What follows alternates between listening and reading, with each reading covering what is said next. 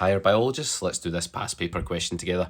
So this one says the polymerase chain reaction, or PCR, is used to amplify DNA. Okay, that's in your notes, you should know that, but they tell you anyway. The diagram shows a primer attached to a single strand of DNA. So we've got our primer here and our single strand of DNA. Name base 3. Okay, now hopefully we know that it's complementary, okay, so DNA is complementary in terms of its base pairing rule.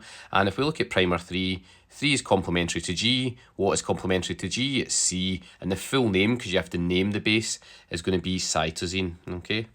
And in all honesty, this is a dead straightforward one. National 5 students would be able to do this one, so you really should be able to do A there.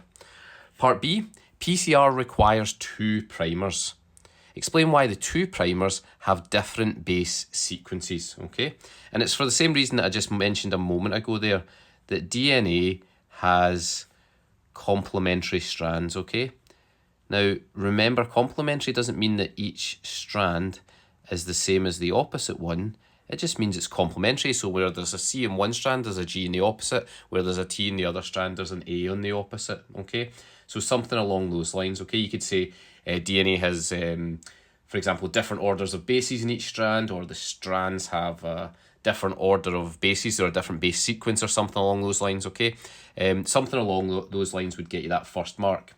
Now, the second mark in this question is for you being able to state that the primers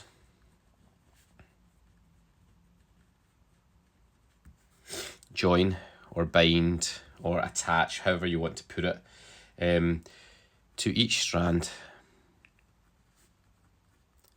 at the 3' end.